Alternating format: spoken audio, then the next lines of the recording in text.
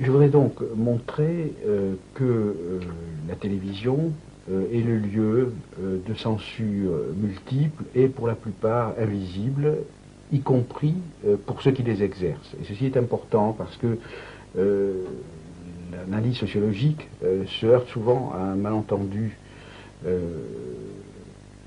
lorsque elle met au jour des mécanismes cachés. Ceux qui font l'objet de ces analyses, dans le cas particulier des journalistes, ont tendance à penser que le travail de dénonciation, avec une apostrophe, est un travail de dénonciation, et de dénonciation personnelle. Et ils se sentent en quelque sorte visés par les analyses. Alors que plus on avance dans l'analyse d'un mécanisme, d'un milieu, d'un fonctionnement social, plus en quelque sorte on est amené à dédouaner les agents de leurs responsabilités. Ce qui ne veut pas dire qu'on justifie tout ce qui se passe dans un univers social, mais plus on comprend comment il fonctionne, plus on comprend aussi que les gens qui le font fonctionner sont manipulateurs autant que manipulés. Ce qui ne veut pas dire qu'ils ne manipulent pas. Et souvent ils manipulent d'autant mieux qu'ils sont eux-mêmes manipulés et inconscients de l'être. Donc j'insiste sur ce point, tout en sachant que malgré tout ce que je dis sera perçu comme ce qu'on appelle une critique. C'est aussi une manière pour les groupes sociaux analysés de se défendre contre l'analyse. Donc la télévision est le lieu de censure. Ces censures, on s'attend à ce que je dise qu'elles sont politiques. Et on pense que effectivement la télévision est sous le contrôle des gouvernements, des ministres de l'information. On proteste contre le fait que la France est un ministre de l'information, ce qui évidemment n'est pas très défendable, mais l'important n'est pas tellement là. On peut penser aussi aux censures économiques. En fait, il est vrai qu'en dernier ressort, on pourra dire que ce qui pèse sur la télévision, c'est toute la logique économique. Je dis bien en dernier ressort, en dernière analyse. Cela dit, dire simplement que ce qui se passe à la télévision est déterminé par les gens qui possèdent la télévision, par les annonceurs qui payent la publicité, par l'État qui donne des subventions, je pense que c'est très insuffisant et que si on ne savait sur une chaîne de télévision que le nom du propriétaire, la part des annonceurs dans le budget, des différents annonceurs, etc., et le montant des subventions, on ne comprendrait pas grand-chose. Ouais, ce sont des choses tellement grosses et grossières que la critique la plus élémentaire les perçoit. Il me semble que ce que je veux montrer est beaucoup plus subtil et donc beaucoup plus dangereux. Bon, je parle souvent de violence symbolique, enfin, bon, c'est une notion qui peut paraître abstraite et difficile, mais je crois qu'elle est utile en l'occurrence. La violence symbolique est une violence, ce sont des coups en quelque sorte, qui s'exercent avec, en quelque sorte, la complicité tacite de ceux qui la subissent et de ceux qui l'exercent, dans la mesure où les uns et les autres sont inconscients de subir cette violence. Et un des rôles de la sociologie, enfin c'est son métier, elle fait comme toutes les sciences, elle dévoile des choses cachées, inconscientes, et ce faisant, elle peut contribuer un petit peu à minimiser la violence symbolique qui s'exerce dans les rapports sociaux, et en particulier dans le rapport de communication médiatique. Alors, ce que je veux montrer donc, c'est une série, je veux mettre le doigt sur une série de mécanismes qui font que la télévision cache. La télévision cache tout en montrant. Et en un sens, plus elle montre, plus elle cache. Plus elle dévoile, plus elle voile. Alors, bon, j'ai l'air encore de jouer au paradoxe, mais prenons le plus facile. Bon, je vais aller constamment du plus facile, du presque conscient, jusqu'au, je crois, le plus difficile et le plus inconscient. L'effet divers. Bon, on pourrait dire, pour faire un jeu de mots, l'effet divers, ce sont des faits qui font diversion. Le fait divers, c'est cette sorte de denrée élémentaire, rudimentaire de l'information, qui est très importante. Ça, je le dirai au moins 20 fois au cours de mon exposé. La rareté, la denrée la plus rare à la télévision, c'est le temps. Bon. penser qu'on emploie des minutes si précieuses pour dire des choses si futiles, ça veut dire que ces choses si futiles, en fait, sont très importantes dans la mesure où elles cachent des choses précieuses, elles cachent des choses importantes. Alors, si j'insiste sur ce point, c'est qu'on sait par ailleurs qu'aujourd'hui, je n'ai pas les chiffres précis en tête, je n'ose pas les dire de mémoire, on sait qu'aujourd'hui, une proportion très importante, qui est de l'ordre de plus de 50% des gens, ne lisent aucun quotidien. Autrement dit, sont voués corps et âme à la télévision.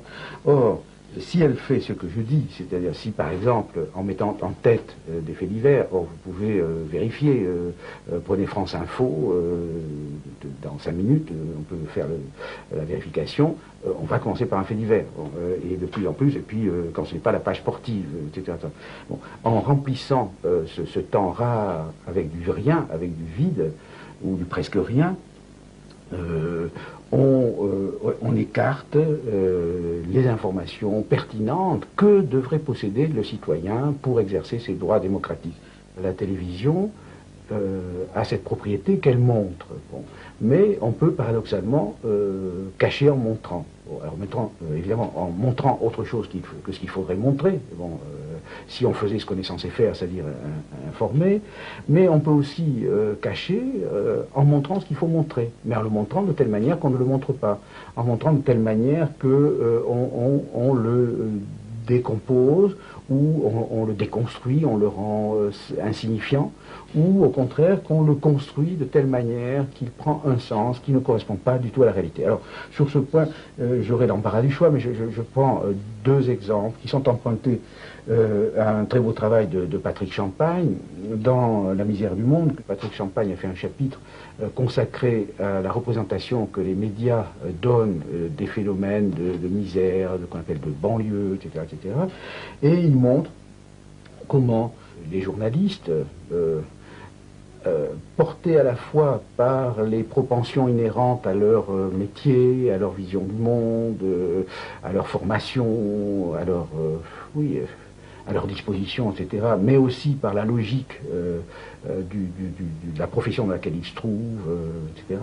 Il montre donc comment les journalistes, sous ces différentes contraintes, sélectionnent dans la réalité sociale et dans cette réalité particulière qu'est la vie des banlieues, un aspect tout à fait particulier et qui ne correspond en général pas à grand-chose. Alors, autrement dit, pour dire les choses très simplement, les philosophes appellent ça des catégories. Ce sont des catégories, ce sont des structures invisibles, bon, qui sont le principe de ce qu'on voit et de ce qu'on ne voit pas. Bon, la métaphore la plus commode qu'emploient les professeurs qui veulent enseigner Kant, ils disent au fond ce sont des lunettes. Bon, et je pense que c'est pas faux, ce sont des lunettes, mais d'un type très particulier, des lunettes qui structurent d'une certaine façon, qui disent ça c'est important, ça c'est pas important, ça c'est bien, ça c'est mal, ça c'est masculin, ça c'est féminin, etc. Bon, alors ces catégories, nous en avons plein la tête, elles sont le produit de notre éducation, de l'histoire, etc., etc. Et les journalistes eux-mêmes ont des catégories à partir desquelles ils voient certaines choses, ils n'en voient pas d'autres, hein, et ils voient d'une certaine manière les choses qu'ils voient. Voilà les 2 procédés. Ils opèrent donc une sélection et une construction de ce qui est sélectionné. Alors, principe de sélection. Le principe de sélection, c'est le sensationnel. C'est donc ce qui est sensible, immédiat, mais alors c'est encore trop vague. Le sensationnel, c'est aussi le spectaculaire. On est dans une logique du spectacle, on filme, etc., donc il est normal qu'on filme des choses spectaculaires. La télévision appelle en quelque sorte du spectaculaire, du sensationnel, elle appelle à la dramatisation, elle appelle à la vision dramatique, et un des problèmes étant d'avoir l'ouverture du journal. Il va y avoir une compétition entre les journalistes pour avoir l'ouverture, une compétition entre les journaux pour avoir la meilleure ouverture, etc., et tout ça va porter à la dramatisation. Donc, dans les banlieues, ce qui intéressera, ce sont les émeutes. C'est déjà un grand mot. Hein. Ça peut être un chahut qui devient émeute. Alors là aussi, on fait le même travail sur les mots. Avec des mots ordinaires, on n'a rien à dire, on n'épate pas le bourgeois, ni le peuple. Bon, donc il faut des mots extraordinaires. Donc les journalistes, grosso modo, s'intéressent à l'exceptionnel pour eux. Bon, ce qui peut être ultra banal pour d'autres pourrait être extraordinaire pour eux, grosso modo. Donc, ils s'intéressent à l'extraordinaire. Là, je crois que c'est pour résumer ce que j'ai à dire. L'extraordinaire, en mettant tiré entre les deux mots, l'extraordinaire, bon, c'est-à-dire ce qui est extérieur à l'ordinaire, ce qui rompt avec la routine ordinaire.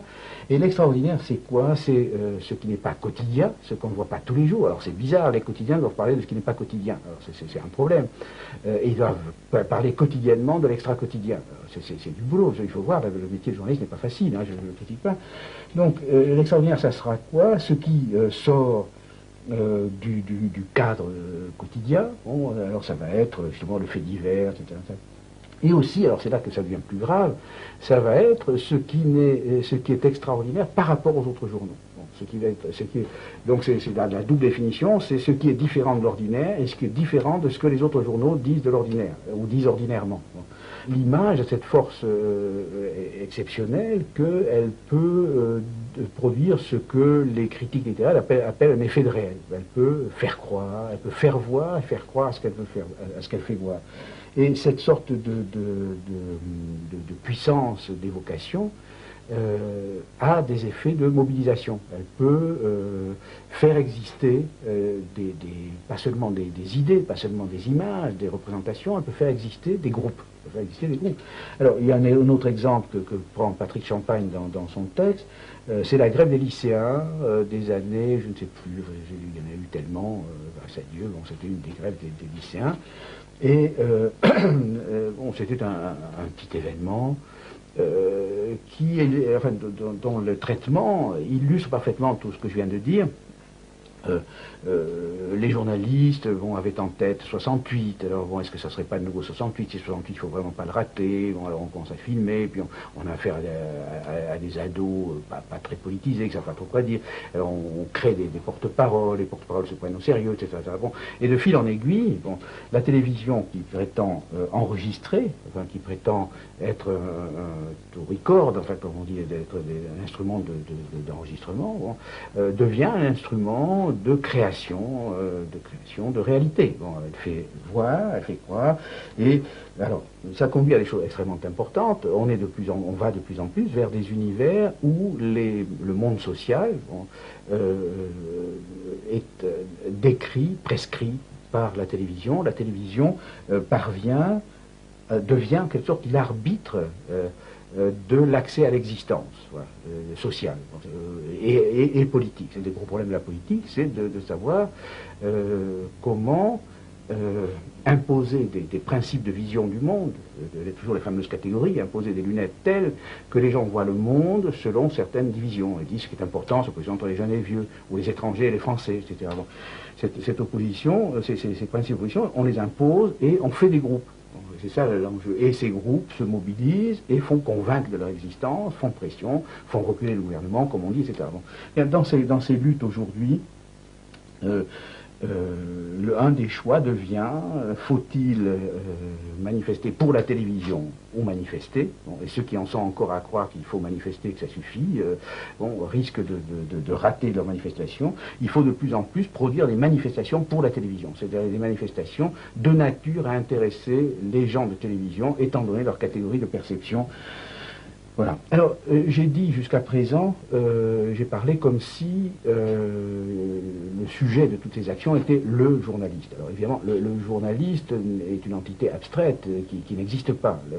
Ce qui existe, ce sont des journalistes extrêmement différents, selon le sexe, selon l'âge, selon le journal, selon le médium. Il n'y a presque rien en commun entre la présentatrice de TF1 et l'éditorialiste du Monde, etc. etc. Bon, donc il y a toutes sortes de divisions, il y a une dispersion très grande de la population.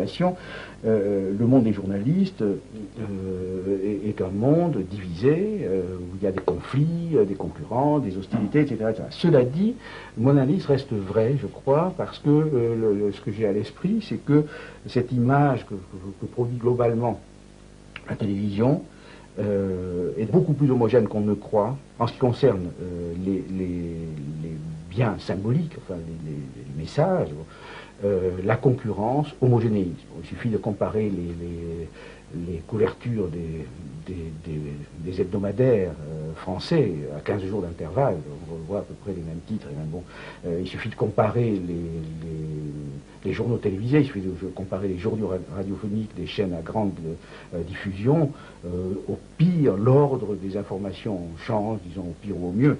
En fait, il y a une sorte d'unification par la concurrence, et les produits télévisés sont des produits de collectif, mais pas seulement du collectif constitué par l'ensemble du journal ou l'ensemble d'une rédaction, mais du collectif constitué par l'ensemble des journalistes. C'est-à-dire que, bizarrement, on pose toujours la question, mais qui est le sujet d'un discours, hein? Je suis en train de parler, et qui parle? Est-ce que c'est moi? On n'est jamais sûr d'être le sujet de ce qu'on dit, hein. Pour une grande part, on dit des choses qu'on a apprises, etc.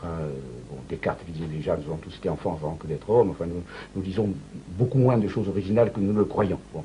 Mais c'est particulièrement vrai dans des univers où les contraintes collectives sont très fortes, et en particulier les contraintes de la concurrence, dans la mesure où chacun des acteurs, des agents, des producteurs, est amené à faire des choses qu'il ne ferait pas si les autres n'existaient pas, des choses qu'il fait pour arriver avant les autres, voilà. Alors, un phénomène très précis qui illustre très bien ça, c'est personne ne lit autant les journaux que les journalistes. C'est-à-dire, c'est une chose qu'on oublie. Moi, j'ai beaucoup d'amis journalistes, et ça m'amuse toujours. Et ils me disent, ah, est-ce que tu as vu, est-ce que tu as lu, etc. Donc, c'est très étonnant. Ils pensent que tout le monde lit tous les journaux. Ils oublient, par exemple, que, d'abord, il y a beaucoup de gens qui lisent pas les journaux, et ensuite que ceux qui lisent les journaux en lisent un. Il est très rare qu'on lise le même jour Le Monde et Libé, à moins d'être un professionnel. Bon. Alors, pour eux, l'instrument majeur, c'est la revue de presse. Bon, la revue de presse, qui est une fiction journalistique, ça n'amuse personne. D'ailleurs, c'est un truc rituel qui a dû être inventé au XIXe siècle et qu'on vous assène tous les matins dans les radios, ou dans les radios surtout. Bon, la revue de presse, c'est un instrument professionnel, c'est-à-dire pour savoir ce qu'on va dire, il faut savoir ce que les autres ont dit. Ce qui fait que, par exemple, pour faire mon programme du journal télévisé de midi, il faut que j'ai lu les journaux du soir. Et pour faire mes titres du journal du soir, il faut que j'ai vu le 20h de la veille. Bon, alors, ça fait partie des prérequisites, des exigences tacites du métier. Bon.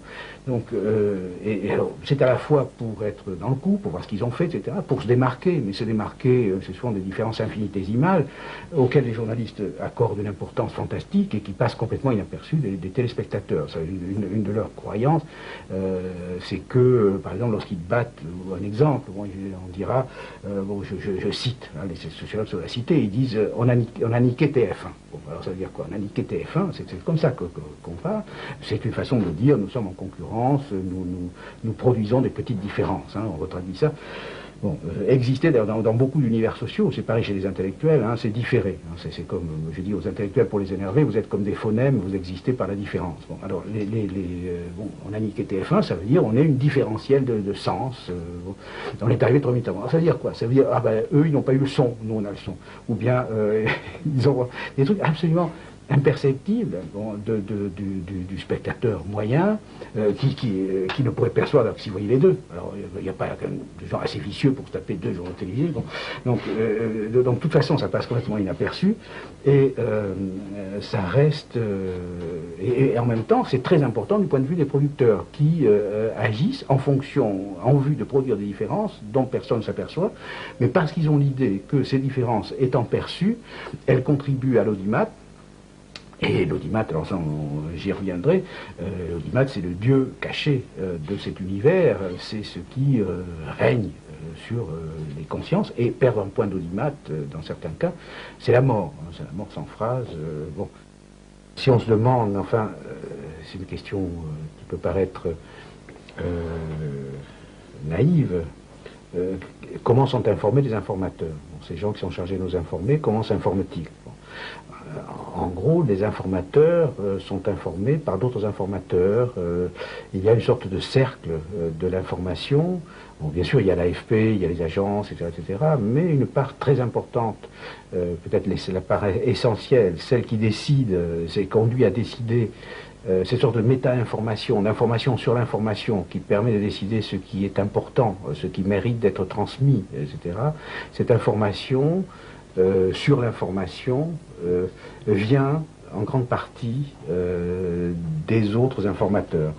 Et cela conduit à une sorte de nivellement, d'homogénéisation des hiérarchies d'importance. Alors, je me rappelle avoir eu un entretien avec, je crois que ça s'appelle un directeur des programmes, enfin celui qui décide, enfin ce qui sera mis dans le journal de 20 heures, etc., dans une chaîne publique. Il était dans l'évidence totale. Je lui disais, mais pourquoi mettez-vous ça en premier, ça en second? Bon, c'est évident. Bon, alors l'évidence, enfin, n'est jamais évident. Enfin, c'était bon, c'est évident pour quelqu'un qui a des catégories de perception qui sont ajustées aux catégories objectives. Bon, c'est un peu abstrait, mais c'est évident sous certaines conditions. Bon. Et évidemment, dans les différentes positions à l'intérieur du milieu du journalisme, les différents journalistes trouvent inégalement évident ce qui est tenu pour évident. Bon, alors je pense que par exemple les directeurs de chaîne, les Guignols plaisantent sans arrêt sur un certain nombre de responsables des émissions, ceux qui incarnent l'audimat et qui chassent enfin, un producteur, présentateur malheureux, bon, ces espèces de dieux méchants qui incarnent. Bon, ces gens-là ont un sentiment d'évidence qui n'est pas nécessairement le sentiment d'évidence de la petite pigiste qui débarque pour faire un sujet, ou bien qui propose un sujet à qui on dit non, ça n'a aucun intérêt, ou etc. Bon. Donc on ne peut pas concevoir ce milieu comme totalement homogène. Et il y a, et c'est pourquoi mes analyses peuvent paraître très très injustes, il y a des braves gens, des petits, des petites, des jeunes, des subversifs, des casse-pieds qui luttent désespérément pour introduire des petites différences dans cette énorme bouillie homogène enfin, qu'imposent les cadres, etc. Les cadres eux-mêmes n'étant que le bras, oui c'est ça, le bras de l'audimat. Bon, j'en viens à l'audimat, c'est le plus important.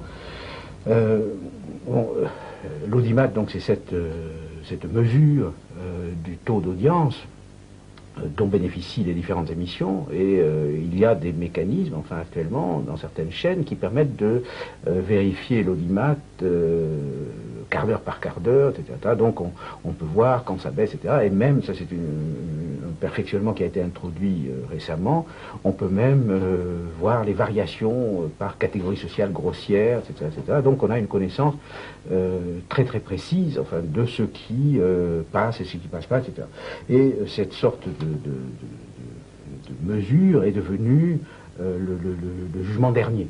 C'est le jugement dernier du journaliste qui, jusque dans les lieux les plus reculés du journalisme, les plus autonomes, peut-être à part le Canard enchaîné, le Monde diplomatique, il y a puis quelques petites revues d'avant-garde animées par des gens généreux et irresponsables. Enfin, actuellement, l'audimat est dans tous les cerveaux. Je pense que la force de cette institution a été de créer ce que les historiens appelleraient une mentalité. Il y a une mentalité audimat aujourd'hui dans les salles de rédaction, dans les maisons d'édition, etc.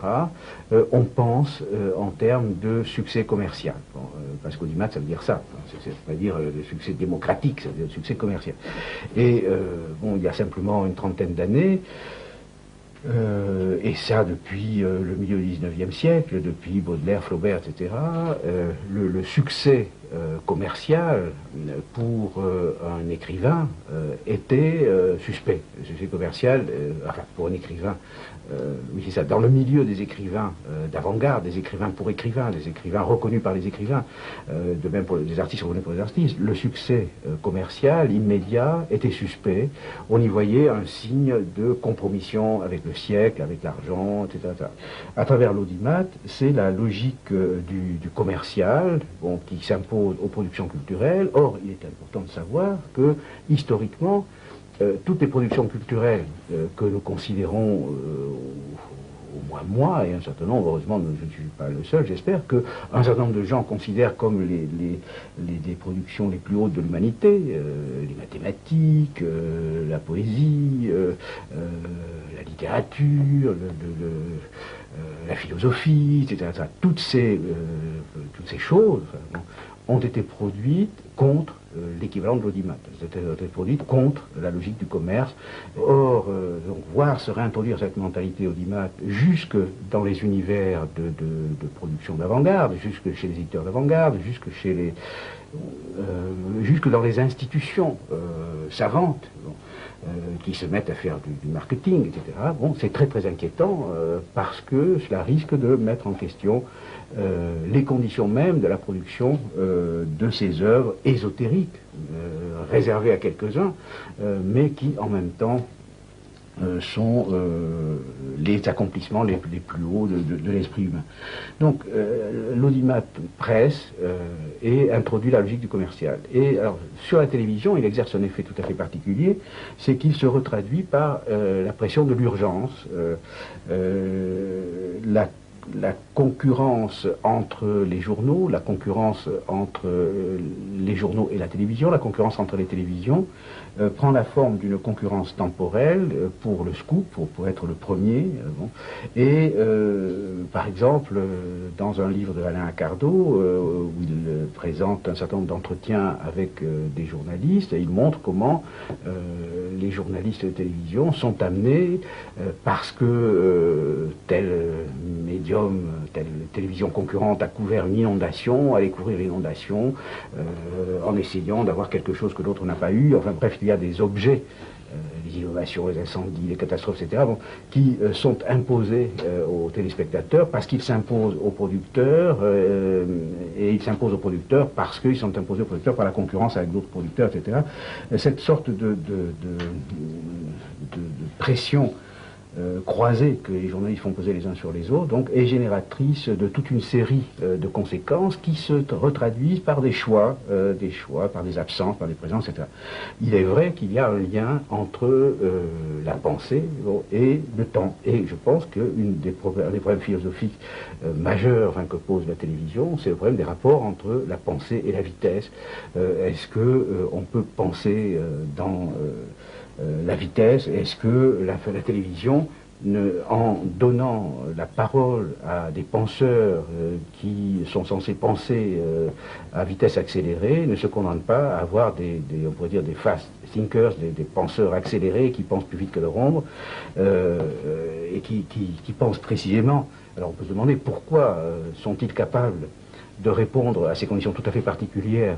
Pourquoi arrive-t-il à penser là où personne ne pense plus, hein? Parce que, semble-t-il, la réponse, parce qu'il pense par idée reçue. C'est-à-dire, c'est l'expression de Flaubert sur laquelle on ne réfléchit pas.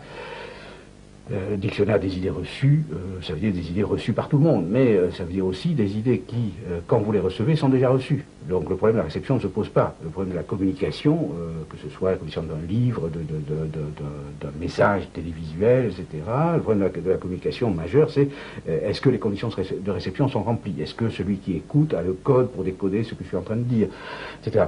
Bon, quand vous envoyez une idée reçue, c'est comme si c'était fait. Le travail est résolu. Vous envoyez alors les lieux communs qui jouent un rôle énorme dans la conversation quotidienne ont cette vertu, c'est que tout le monde peut les recevoir. Donc la pensée, tout court, la pensée est par définition subversive. Donc, c'est-à-dire elle doit commencer par démonter des idées reçues et ensuite elle doit démontrer. Bon, et quand Descartes parle de démonstration, il parle de longues chaînes de raisons. C'est-à-dire ça prend du temps. Il faut enfiler une série de propositions enchaînées par des donc en conséquence. Cela dit est entendu que, etc. Bon, ce déploiement de la pensée pensante est intrinsèquement lié au temps. Bon, c'est pas seulement parce que, et ça fait partie aussi de la condition de l'urgence, ils ont des carnets d'adresses. On dit sur la Russie, c'est même carrère d'Ancos. Enfin, il y a comme ça des locuteurs obligés qui dispensent de chercher qui aurait peut-être quelque chose vraiment à dire. Bon, mais il y a aussi le fait que pour être capable de penser dans des conditions où on ne pense plus, en état d'asphyxie, de penser, bon, il faut être un penseur d'un type particulier. Alors, il faudrait passer au débat, parce qu'on peut dire, mais il y a tout de même à la télévision place pour des débats. Alors alors là je vais aller vite parce que je pense que la démonstration est plus facile à faire. Il y a d'abord les faux débats, les vrais faux débats. Bon, ceux qu'on reconnaît tout de suite quand vous voyez à la télévision Alain Minc et Attali, quand vous voyez Alain Minc et Sormand, quand vous voyez Julliard et Imbert, etc. Bon, il y a un monde clos d'interconnaissance, d'intercommunication, qui est dans une logique d'auto-renforcement permanent. Bon, ce sont des gens qui se voient entre eux, qui se confirment, qui s'opposent, mais de manière tellement convenue. Alors, il y a des débats apparemment vrais. Bon, et je vais en analyser un assez rapidement. C'est c'est l'exemple que j'ai pris. C'est le débat organisé par Cavada pendant les grèves de novembre. Bon, c'est un débat qui a toutes les apparences du débat démocratique. Bon, et c'est pour ça que je l'ai pris, pour pouvoir raisonner a fortiori. C'est le plus mauvais exemple pour ma thèse. Donc je pense que si je convainc à propos de cet exemple, a fortiori on pourra faire ça sur le débat de Bilalian, qui lui était caricatural, tout le monde s'en est aperçu, bon, ou sur les débats ordinaires. Quand on regarde ce qui s'est passé à ce débat, et là je vais procéder comme j'ai fait jusqu'à présent, je vais aller du plus visible au plus caché, on voit une série d'opérations de contraintes, de censure. Bon, premier niveau, le rôle du présentateur. Alors ça, c'est ce qui frappe toujours les spectateurs. Les spectateurs voient bien que le présentateur fait des interventions contraignantes. Bon, c'est lui qui impose le sujet, c'est lui qui impose la problématique. Par exemple, dans le débat de Durand, il y avait « Faut-il brûler les élites ?» C'est raffiné. Tout le monde sait que on sait d'avance la question, c'est des questions tellement absurdes que bon, la réponse oui ou non sont également absurdes. Enfin, bon. Donc, il impose la problématique, il impose les questions précises, au nom du respect de la règle du jeu. Hein, alors évidemment, le respect de la règle du jeu est à géométrie variable. Ça serait facile à démontrer. La règle n'est pas la même quand il s'agit d'un syndicaliste, quand il s'agit de M. Perfit dans l'Académie française, etc. Bon, il distribue la parole. Il distribue les signes d'importance, ce qui est alors là extrêmement important. C'est un travail qu'ont fait certains sociologues. Ils ont essayé de dégager l'implicite de la communication, l'implicite non verbal de la communication verbale. Bon, c'est-à-dire que nous disons autant par les regards, par les silences, par les gestes, par les mimiques, les mouvements des yeux, etc., que par la parole elle-même, bon, et aussi par l'intonation, par toutes sortes de choses bon. Or, ce qui est important, c'est ce qui devrait décourager les fanatiques des miroirs de Narcisse, c'est devrait les décourager d'y aller. En fait, on livre énormément plus qu'on ne peut contrôler. C'est impossible. Il y a tellement de niveaux dans l'émission, ne serait-ce que du langage. Enfin, si on contrôle le niveau phonologique, on n'y contrôle pas le niveau syntaxique. Enfin bref, il y a tellement de choses à contrôler. Si en plus on ajoute le geste, etc., il y a tellement de choses à contrôler que personne, même le plus maître de lui-même, à moins de jouer un rôle ou de faire la langue de bois, ça c'est une des fonctions de la langue de bois, jouer un rôle finalement, personne ne peut tout contrôler. Bon. Alors, le présentateur lui-même intervient par le langage conscient, sa manière de poser des questions, par exemple son ton. Il dira aux uns veuillez répondre, vous n'avez pas répondu, vous n'avez pas répondu à la question, sur un ton cassant, mais j'attends votre réponse, est-ce que vous allez reprendre la grève, etc. Bon. Et aux autres il dira mais sur un ton respectueux. Bon. Alors j'ai vu un exemple qui est très, très significatif, c'est le merci. J'ai comparé, ça peut se faire avec des exemples. Il y a une manière de dire merci qui consiste précisément à remercier. C'est merci, ça veut dire ça va, terminé, passons au suivant. Ou on dit vraiment merci, je vous remercie, etc. On accorde de l'importance à votre parole, enfin on accueille la parole. Bon, alors ça se manifeste infinitésimalement, mais l'interlocuteur encaisse. Il encaisse la sémiologie, enfin la sémantique apparente et la sémantique cachée, il encaisse les deux, et il peut perdre ses moyens. Donc, le présentateur distribue les temps de parole, il distribue le ton de parole, respectueux ou dédaigneux, attentionné ou impatient. Bon, par exemple, il y a une façon de faire ouais. c'est pas encore fini, enfin, qui consiste à faire sentir à l'interlocuteur. Par exemple, dans les entretiens, nous savons ça très bien, il y a une manière, c'est très très important de renvoyer aux gens des signes d'acquiescement, des signes d'intérêt. Sinon, les gens se découragent, peu à peu la parole tombe. Enfin, nous attendons même des toutes petites choses, du type oui, oui, des hochements de tête, des petits signes d'intelligence, comme on dit. Bon. Ces choses-là, le présentateur les manipule consciemment et inconsciemment. C'est encore son inconscient, très souvent, qui intervient plus que son conscient, et par exemple son respect des grandeurs, qui sont souvent des fausses grandeurs. Dans le cas particulier, un autodidacte un peu frotté de culture va admirer les fausses grandeurs, les académiciens. Donc il va manipuler encore l'ordre de parole, il va surtout manipuler l'urgence. Et là, on retrouve l'éternel problème. Il se sert du temps, et de l'urgence du temps, de l'horloge, de la clepsydre, comme disait Platon, pour couper, pour ne pas laisser parler, pour interrompre.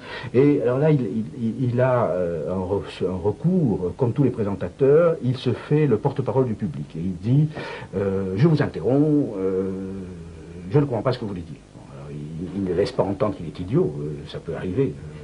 Il laisse entendre que le téléspectateur de base, qui par définition est idiot, ne comprendra pas. Et que donc il se fait le porte-parole des imbéciles pour interrompre un discours intelligent. Bon, alors que, bon, ça je l'ai observé, les gens supposés demander ce rôle sont les plus énervés par les coupures. Hein, bon.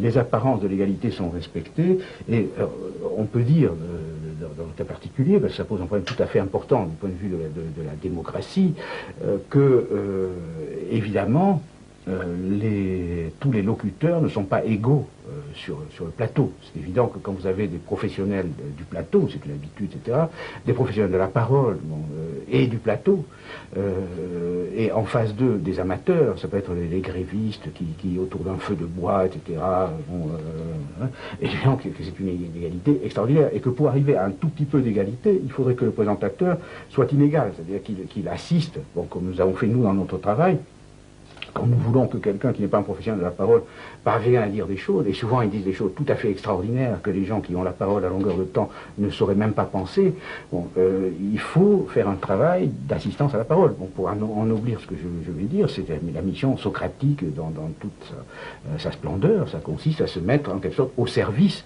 de quelqu'un dont on estime que la parole est importante, dont on veut savoir ce qu'il a à dire, savoir ce qu'il pense, tout en l'aidant en quelque sorte à accoucher. Hein, bon.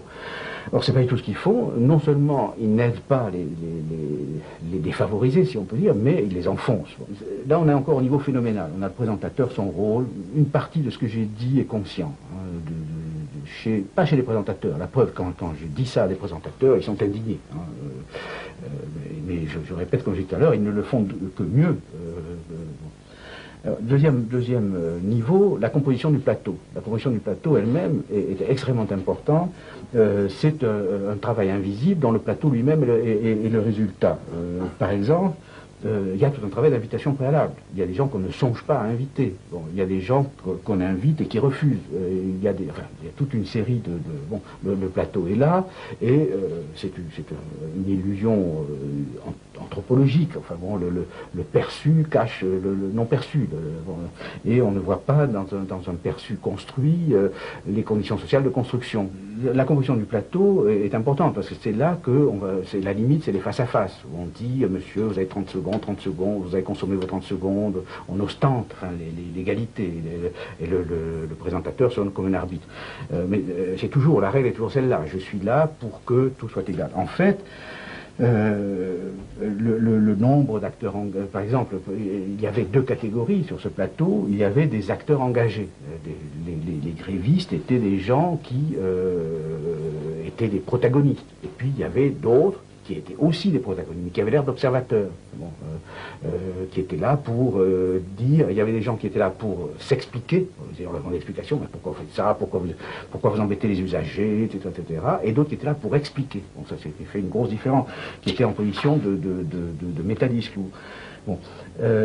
Alors, dernière propriété invisible de cet espace, c'est la logique même de du jeu de langage, comme dit le philosophe. C'est-à-dire qu'il y a des règles tacites, enfin, de ce jeu qui va se jouer, et chaque univers social où se passe du discours a une structure telle que certaines choses peuvent se dire et d'autres non, etc.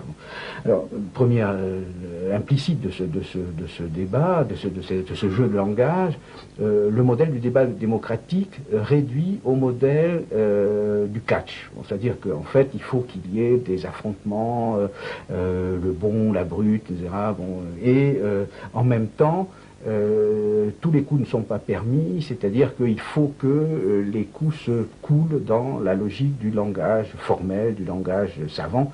Bon, il y a autre propriété de l'espace, la complicité entre les professionnels que j'ai évoqué tout à l'heure. Enfin bon, les gens de télévision appellent ces gens-là que j'appelle les fast thinkers, là, les spécialistes de la pensée jetable. Ces gens-là, on les appelle des bons clients. Ce sont des gens qu'on peut inviter. On sait qu'ils seront de bonne composition, qu'ils vont pas vous soulever des problèmes, qu'ils vont pas vous faire des histoires. Ils parlent comme des robinets, sans problème. Bon, alors on a un espace donc de bons clients.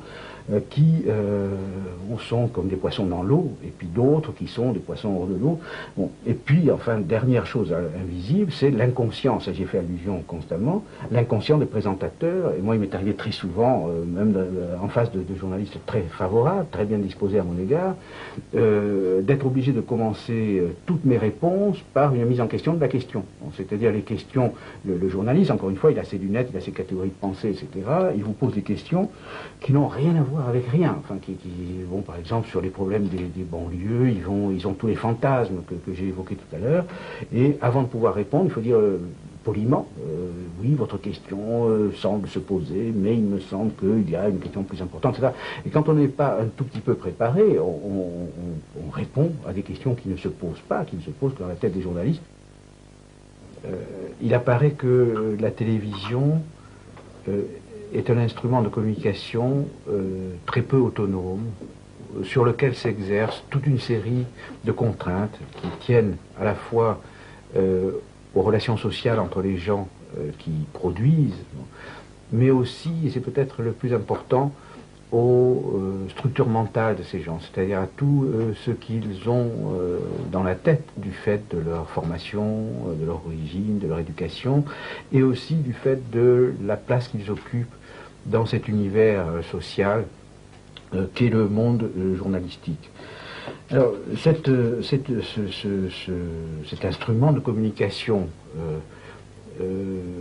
qu'est la télévision, apparemment débridé, est en fait bridé. Lorsque, dans les années 60, la télévision est apparue comme un phénomène nouveau, un certain nombre de sociologues, avec beaucoup de guillemets, se sont précipités pour dire que la télévision, en tant que moyen de communication de masse, allait massifier. La télévision était censée niveler, identifier peu à peu tous les consommateurs de télévision et produire une sorte de consommateur culturel de masse. En fait, il surestimait la capacité que détient la télévision d'agir sur les téléspectateurs. J'en ai très peu parlé et je n'en parlerai pas dans cet exposé. Ce qu'il sous-estimait, c'est la capacité de la télévision, la capacité qu'a la télévision d'agir sur les gens qui la produisent et sur les autres journalistes et plus généralement sur l'ensemble du milieu des producteurs culturels. Et le phénomène le plus important, qui était assez difficile à prévoir, c'est l'extension extraordinaire de l'emprise de la télévision sur l'ensemble des activités de production culturelle, y compris des activités de production scientifique, y compris les activités de production artistique. Aujourd'hui, la télévision a modifié très profondément tous les univers sociaux et elle a porté, et cela parce qu'elle porte à l'extrême, à sa limite, une contradiction qui hante tous les appareils de production culturelle. Et cette connexion, il faut que je l'explicite rapidement, parce que elle était présente souterrainement dans tout ce que j'ai dit jusqu'à présent. C'est la contradiction entre les conditions dans lesquelles il faut être placé pour pouvoir produire un certain type d'œuvre. J'ai cité les mathématiques parce que c'est le plus évident, mais c'est vrai aussi de la poésie d'avant-garde, c'est vrai aussi de la philosophie, c'est vrai aussi de la sociologie, etc. Donc, contradiction entre les conditions sociales et économiques dans lesquelles il faut être placé pour pouvoir faire des œuvres qu'on appelle pures. Pur, c'est un mot un peu ridicule, disons autonomes par rapport aux contraintes commerciales, etc. Et d'autre part, les conditions sociales de transmission des produits obtenus dans ces conditions. Bon, c'est-à-dire il y a une contradiction entre les conditions dans lesquelles il faut être pour pouvoir faire des mathématiques d'avant-garde, de la poésie d'avant-garde, et les conditions dans lesquelles il faut être pour pouvoir transmettre ces choses à tout le monde. Bon.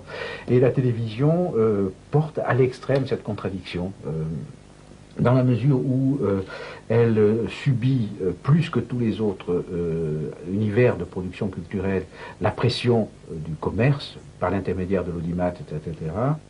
Alors, ce qui advient, c'est que dans cet univers de ce petit monde, ce petit microcosme qu'est le monde du journalisme, les tensions entre ceux qui voudraient défendre les valeurs de l'autonomie, de liberté à l'égard du commerce, de liberté à l'égard de la commande, liberté à l'égard des chefs, liberté, etc.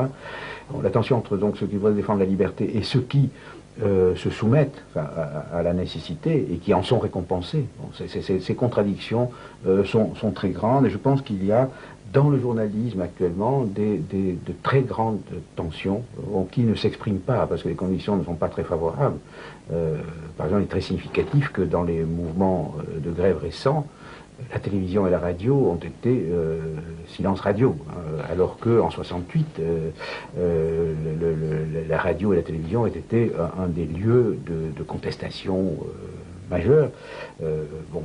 Pour une raison. Donc je pense que ces tensions sont rentrées, ces tensions sont refoulées, sont censurées, et cela dit, la télévision est déchirée par toute une série de contradictions. Autrement dit, cette tension entre ce qui est demandé par la profession et les aspirations que les gens acquièrent dans les écoles de journalisme, etc., cette tension est de plus en plus grande, quoique il y a aussi une adaptation anticipée, c'est-à-dire qu'il y a une fraction de gens, on dit dans l'ombre, ils sont mal vus, hein, mais ils s'adaptent.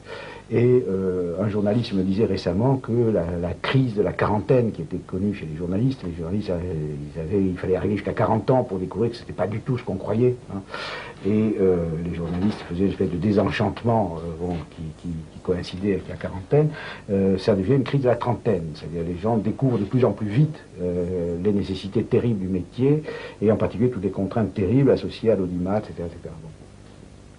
Donc, pour une seconde, donc maintenant, pour comprendre, une chose importante, c'est que j'ai pu laisser entendre tout au long de mon exposé que j'ai pu laisser croire que j'imputais aux responsabilités individuelles des présentateurs, des communicateurs, etc., les phénomènes que je décris, en fait, pour comprendre vraiment, il faut passer au niveau des mécanismes globaux, au niveau des structures. Platon disait que nous étions les marionnettes de la divinité. En fait, le monde de la télévision est vraiment un univers où on a l'impression que les agents sociaux, tout en ayant toutes les apparences de l'importance, de la liberté, de l'autonomie, tout en étant entourés d'une aura extraordinaire. Enfin, les journaux de télévision chantent les louanges de ces gens. Bon. Ces gens-là sont très peu de choses. Enfin, sont des marionnettes d'une nécessité qu'il faut décrire, d'une structure dont il faut décrire les mécanismes.